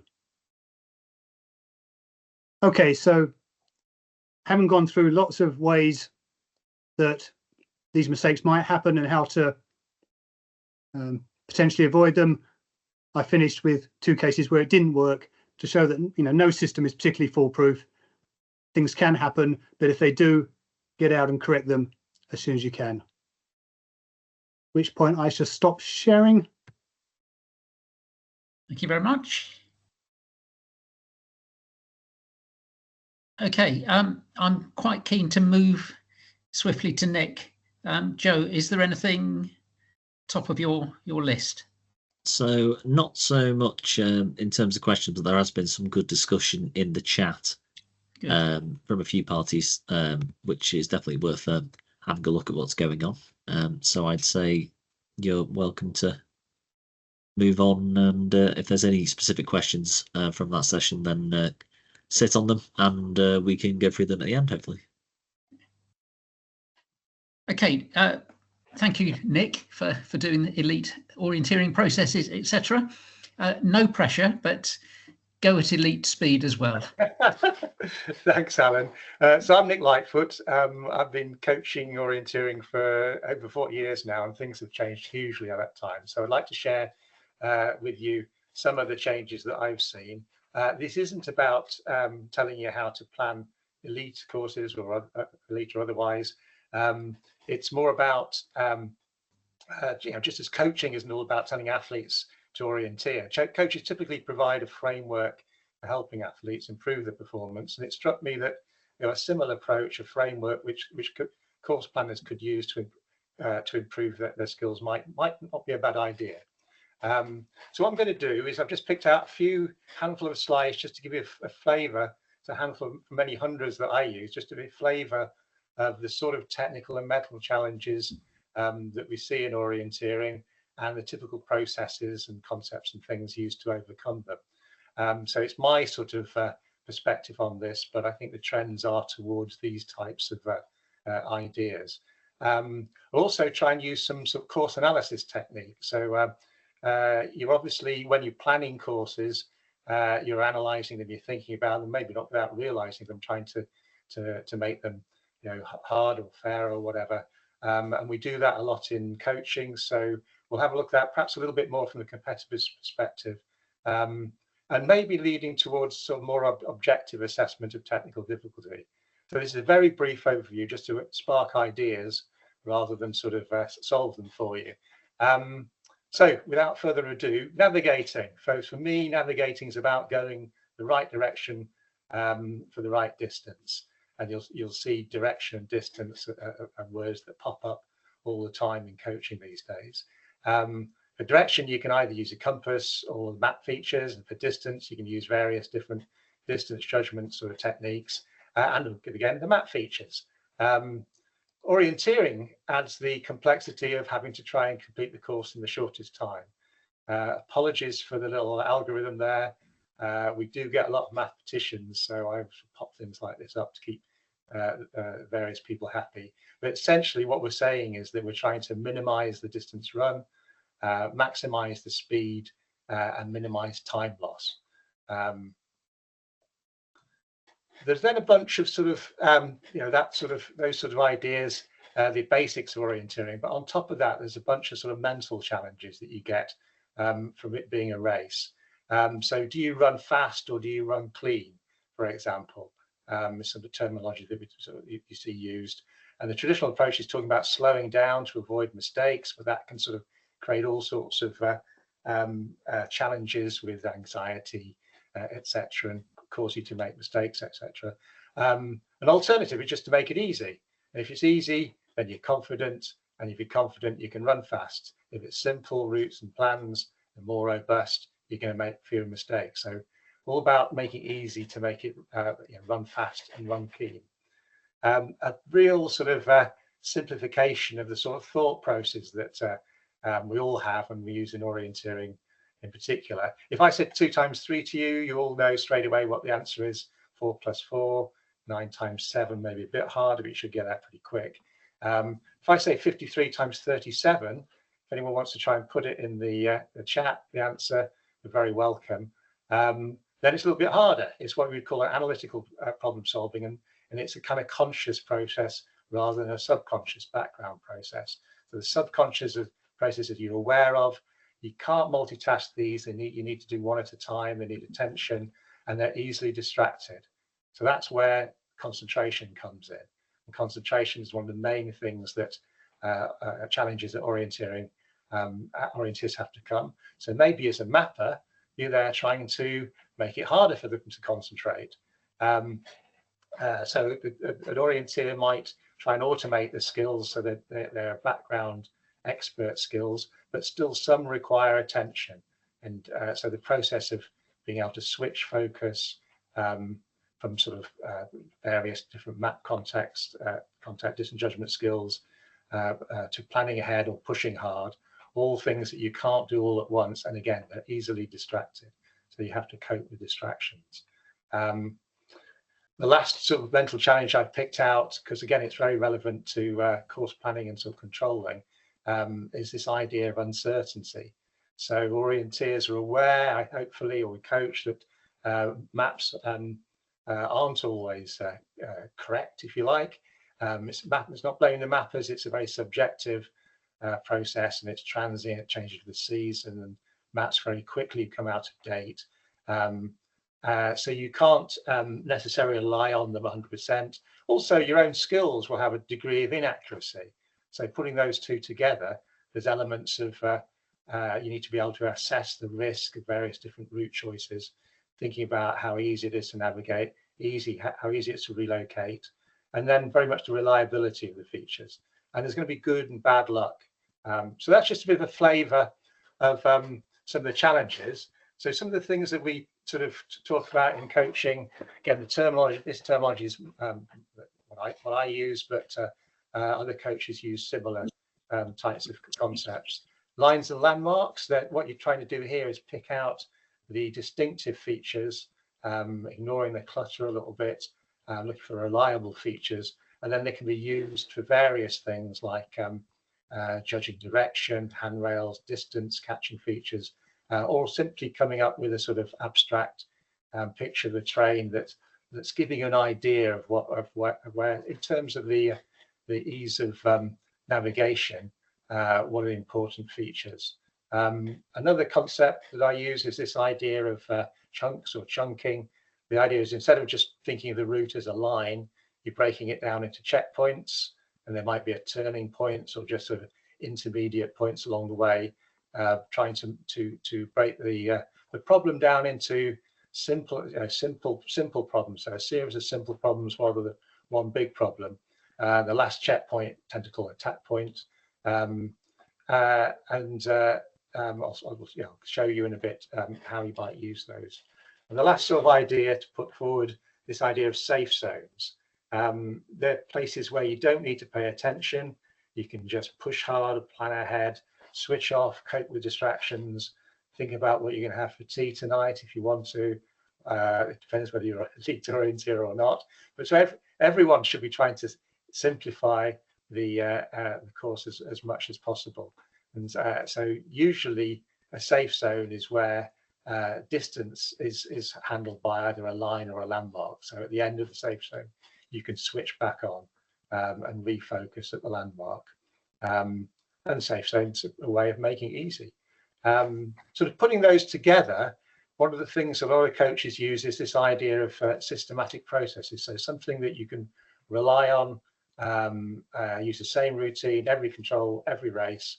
The idea of sort of plan, direction, picture was something that Chris Jones first came up with when he was as a sort of performance analysis type technique.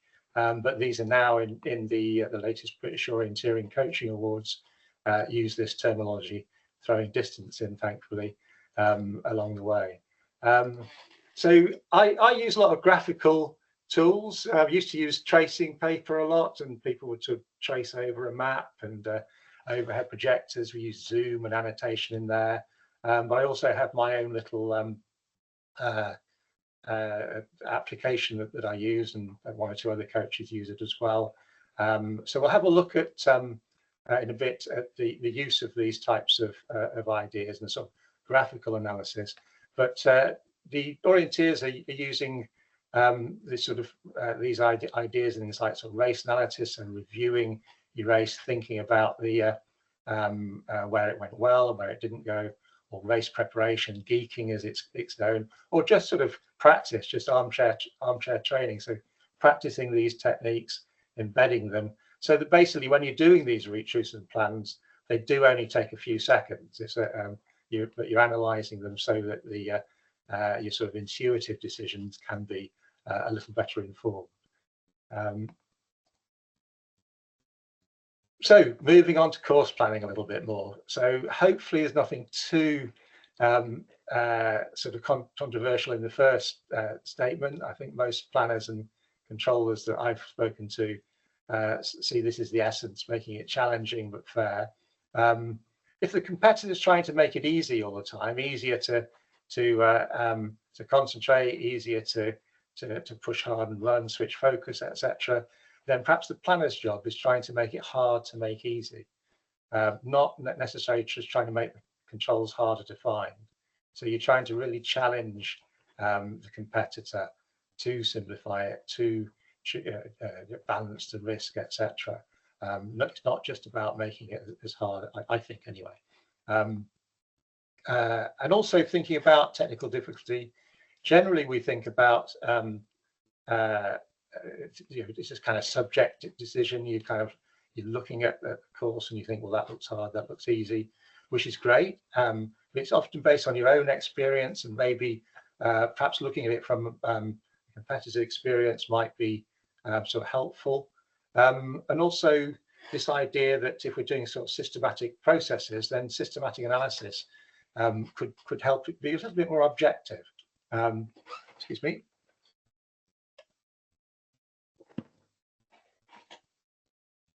So I've just written down a load of words here to what I think might make a challenging course. But the key thing is that you're testing a full range of skills and processes. You're not just trying to sort of test find navigation the whole time, or route choice on one. You're really trying to test a full range. And the sort of skills and processes in red are the sort of things that are kind of a little bit more modern, perhaps, and a little bit more part of the way that elite orienteers are thinking.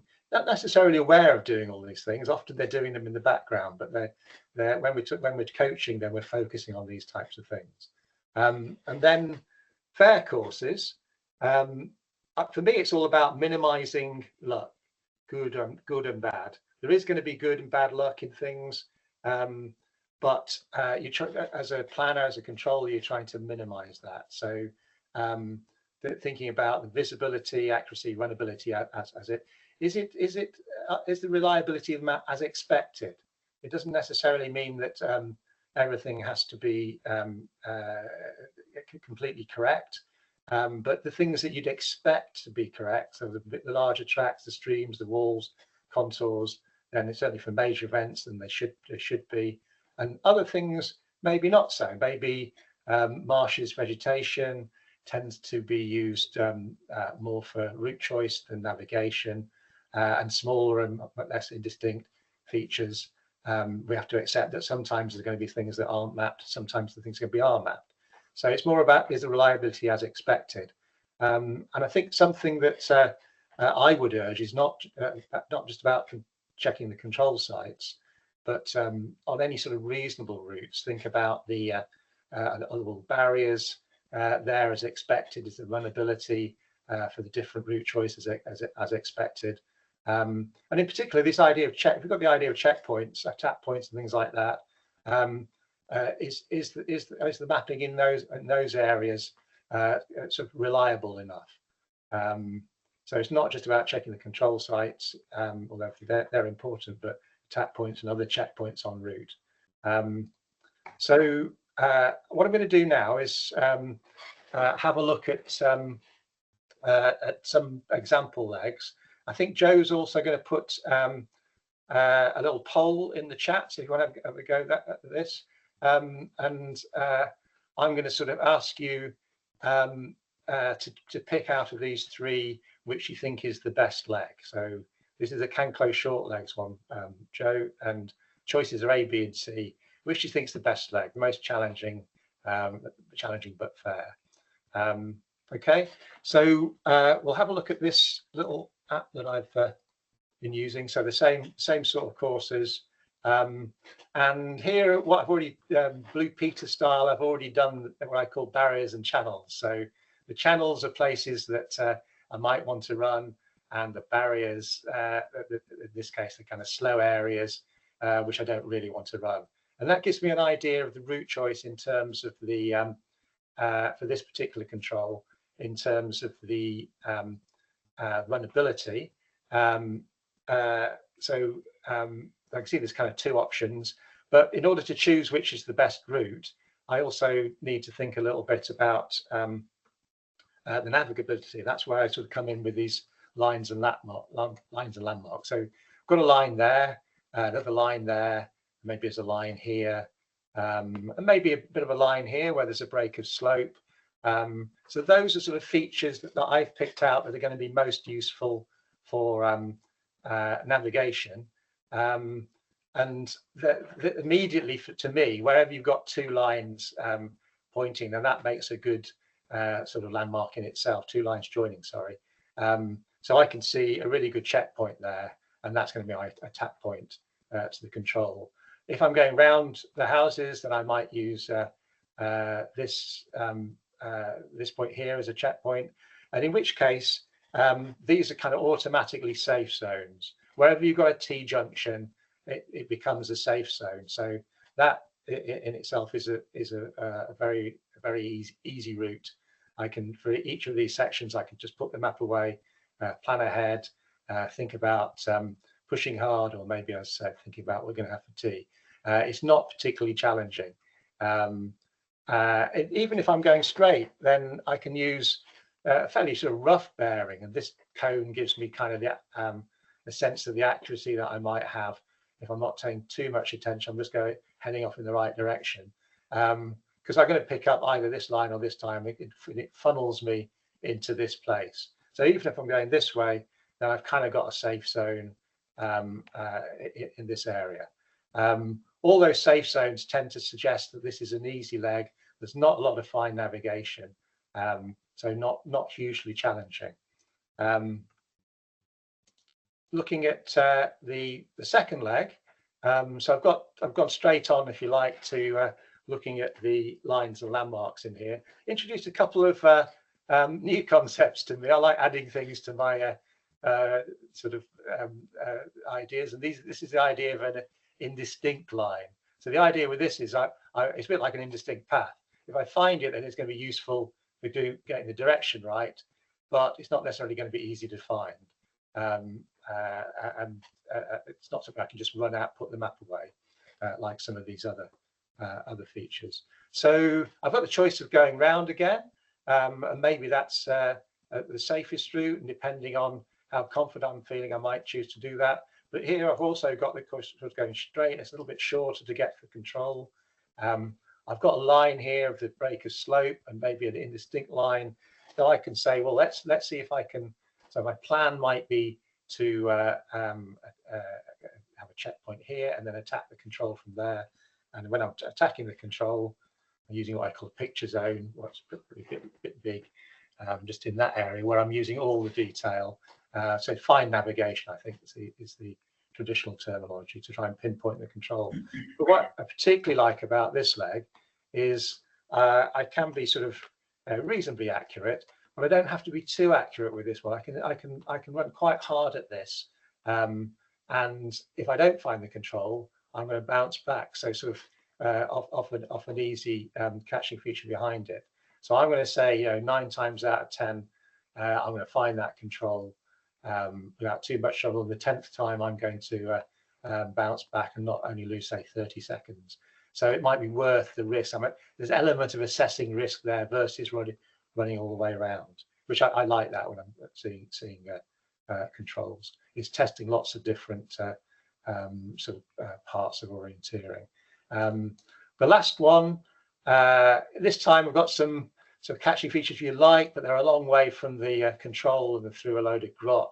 I don't really, the chances of finding this pit from back here isn't, so I'm going to ignore that, I think, in my plan, which means I really need to find this first time if I can. And the challenge there with this control is the control itself might only be visible from a very small area. Let's say this might be a landmark on a route that I could consider using, but again, that's quite generous probably to be able to see a pit. I'm sort of being quite optimistic there. And this one's smaller because it's in sort of an area of sort of vegetation, so I'm less likely to be able to see it. I've got some lines I put on here, but this time it's kind of it's not a full line because I'm not quite sure where the slope starts. So I'm not really knowing exactly where I am here. Some very vague, uncertain features. Shouldn't really use these types of features to navigate by. So I could come over this way and use attack from there. But A, I might be struggling to be confident that I'm here, and B, I'm attacking this through sort of lots of terrain. So basically, I'm saying if I'm attacking this in one sort of compass bearing, even an accurate compass bearing, I should be able to get into the circle. I might choose to use pacing because I'm not sure about the distance, or I might gamble and say, well, when it starts going uphill, that's got my sort of distance judgment, or just use feel. Another sort. I would be needing to pay attention here. I'm not going to be able to put the map away, even though I'm not looking at things. I need to be able to paying attention to get an accurate bearing. But if I put the excuse me, to do that. If I put the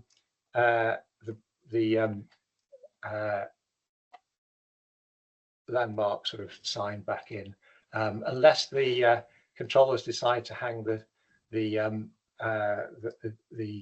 kite high and expects me to be able to see it from that sort of distance, I would say this isn't particularly fair control. So I say yes, it's hard, but and also hanging the control high, by the way, I'm colorblind, so I can't see the controls anyway.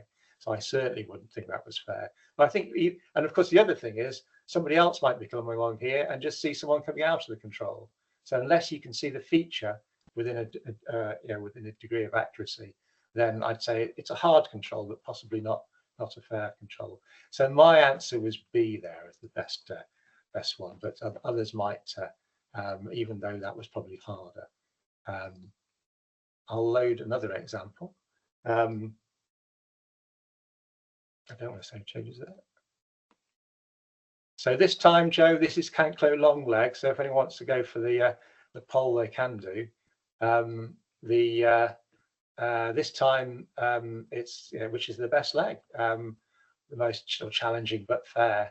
And again, to try and you've probably got sort of gut feeling for it. We'll probably just a little bit of coachy style analysis to sort of underline that. So again, let's have a look at the first one.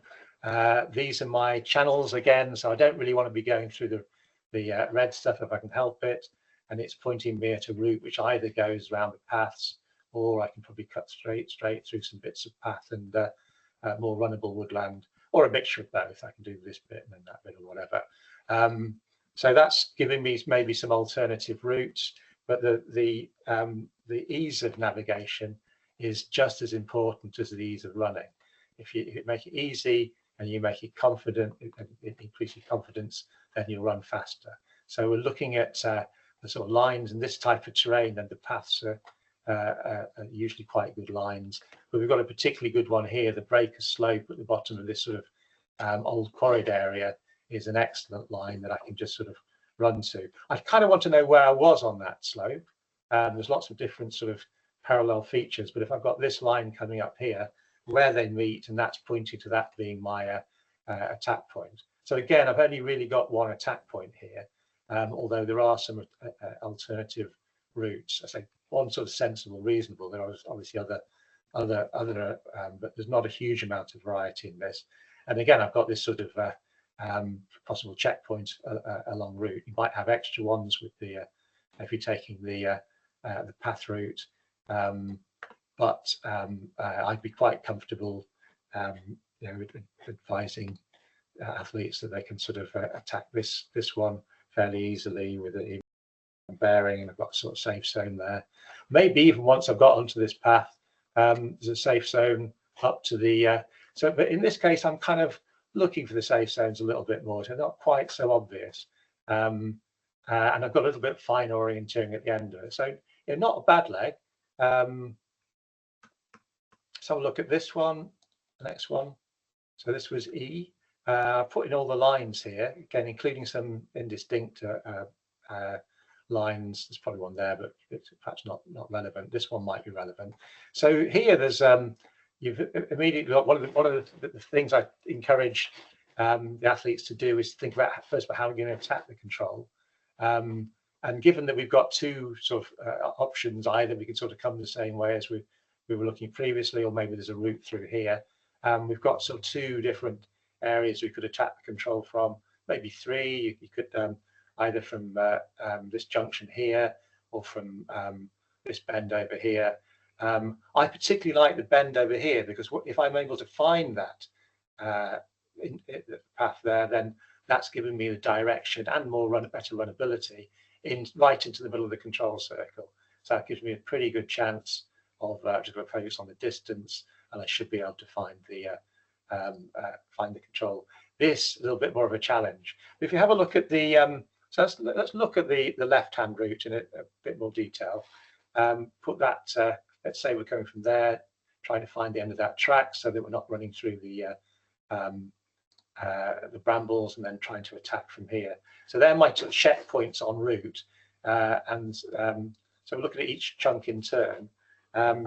So this one, yeah, it's going to be a safe zone.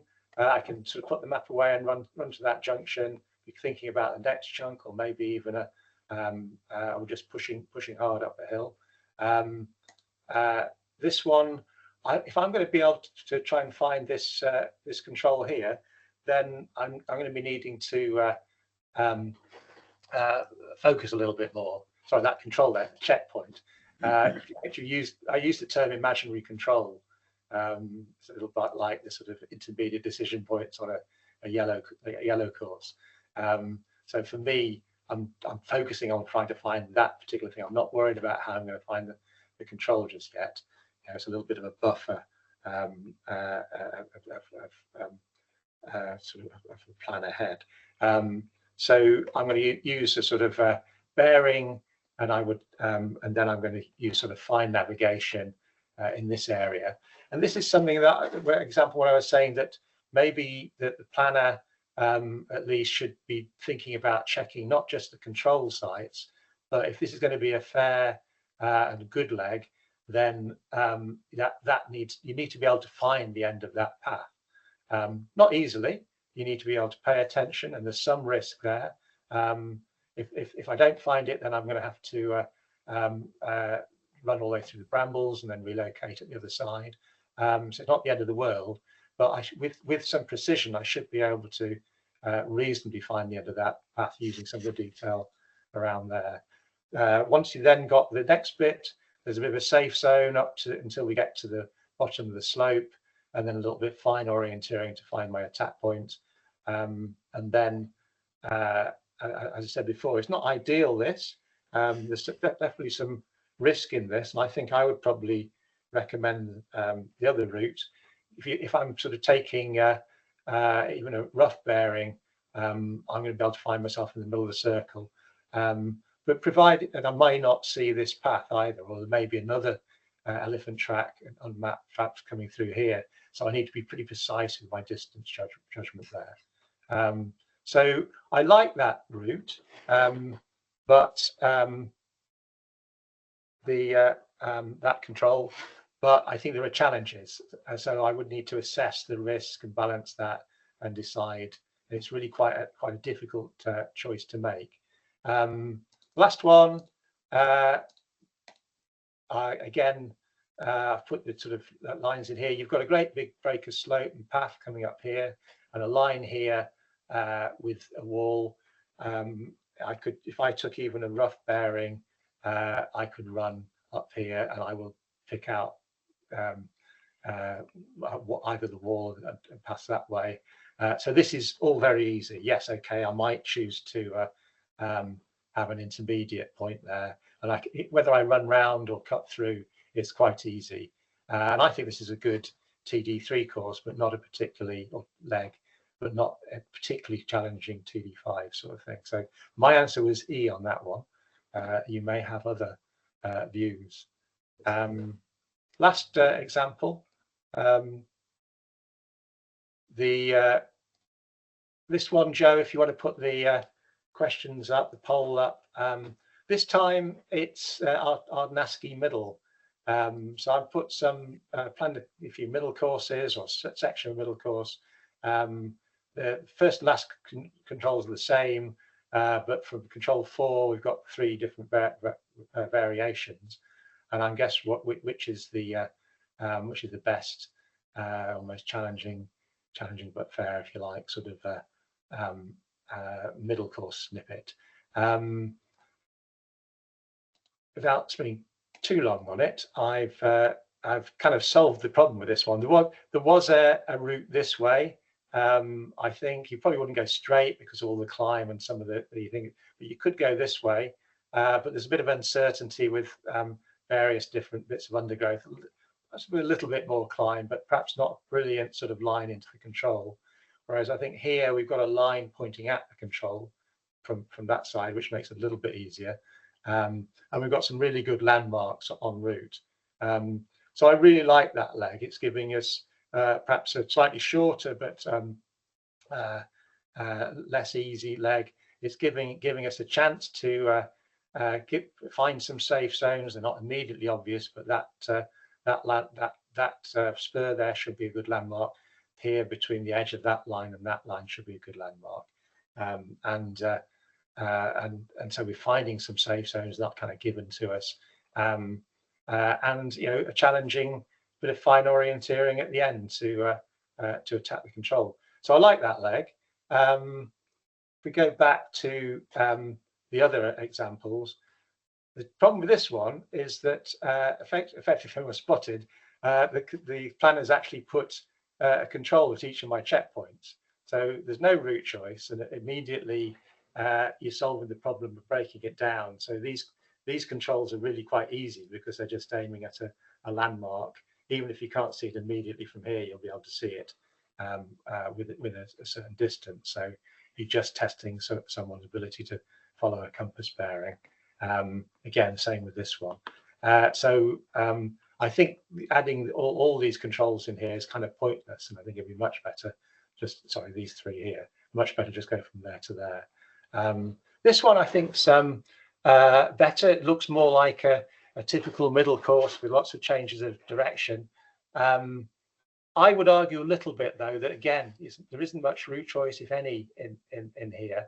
There's not much opportunity to break things down, and the fact that all the courses, some of the controls are really quite easy. Top of the hill there, just by the top of the hill there, and then even when it starts getting a little bit harder with sort of fine navigation, they're kind of all the same. So you're not breaking up the rhythm.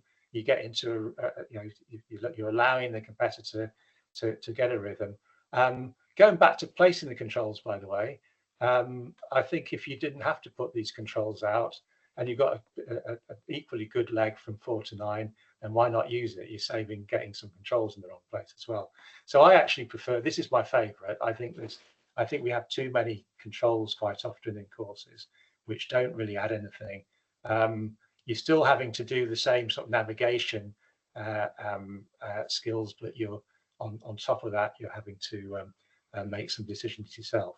So that's me. There's the last slide.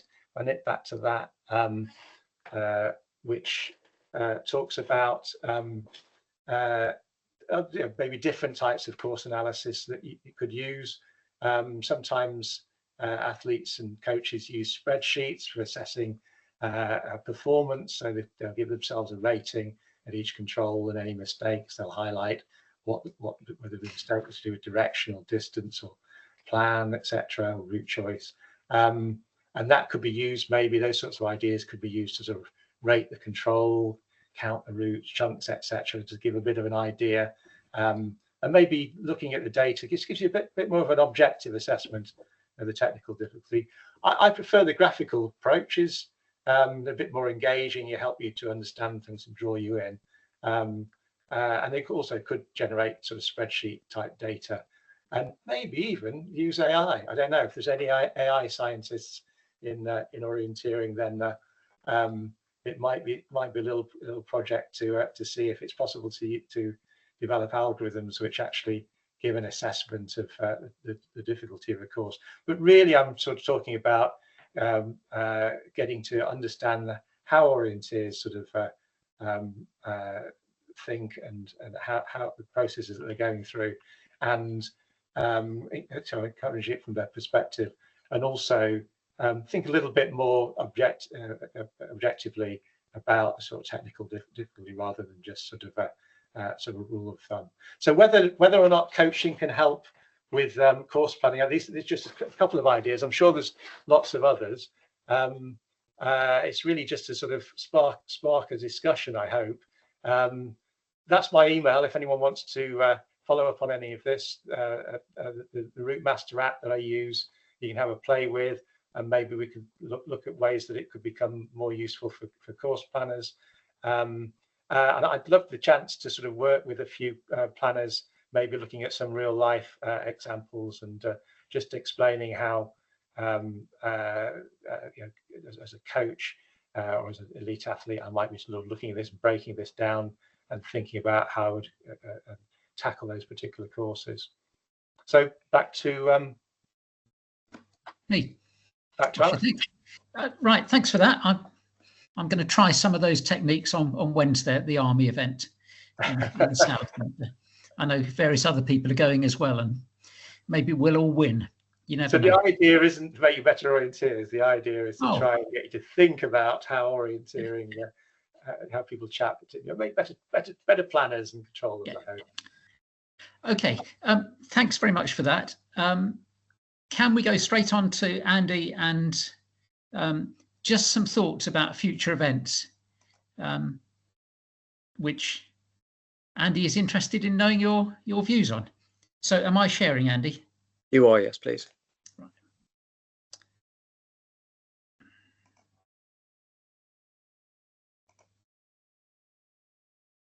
Bit like that? That's good, yeah. Do you want to introduce yourself? Okay, I'm Andy Yeates, and you see I'm the BOF Major Events Consultant. That's a two-pronged role. The first is to support the organisers of the major events, and the second bit is to look at the future of major events and its sustainability. So if we move to the next slide, please. So the rest of the presentation is basically a series of questions. I have a meeting with Peter Brook next week to discuss the type of things I've come up with as questions to be asked. And I've thought it'd be really interesting to get some of your opinions on these questions to take with me. And as you can see, so that once upon a time there was a JK, which was a 3-day event, a British Championship with a long and relay, and the British Night Champs. As we know, JK started its life as a 1-day event, and then moved on to 2-day events, then eventually a 3-day event. And now the JK is a 4-day event. There is now a British Championships, again, still the long relay, a British Middle Champs. There's now a British Sprints, both individual and relay, and a British Night Champs. So you can see there's a lot more events than there used to be. And even the events that have come along have changed themselves. You've got a sprint, middle, long relay for the JK, where we had a long relay in a previous incarnation. And next slide, please. What I'm trying to say there is that things do change, things do adapt. So we're looking at the pressures on land usage, for example, permissions, which is become very much a very important topic now. And even if you get permission, there are restricted areas within the land that you've got permission for, or possibly there's a restricted time of the year when you're allowed on the land. Sometimes you can, sometimes you can't. There's pressures on volunteers. Maybe there aren't enough volunteers around, unwilling to take on major roles because they don't think they're capable of doing them. Or possibly they've done so many events, they're just tired of having to take on the role time and time again and aren't keen to do it anymore. So based on these sort of questions, we're asking what you think about the future major events. Next slide, please. The first question is just a general question, which is the number of major events each year whether you think it's fine or whether it's not.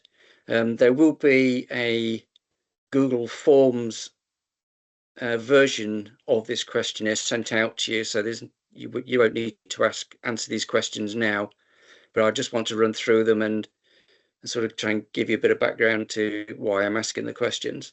So I say the first one is really just a general question. The question 2 was really sort of thinking that you can see the growth in the number of British championships due to these type of events coming along, and with the growth of the British just the growth of urban events, you have to ask the question whether you think it's the time to start thinking about having a British urban orienteering championships as well. Next slide, please. May influence what you say about question 1, of course. So this is specifically about the JK and possibly moving it away from Easter, because as a 4-day event, it is restricted to Easter. If you think about if it was reduced to a 3-day event, it would still only be able to be put on at Easter due to the bank holidays being in the time of the year when we really permissions for this sort of thing would not be possible.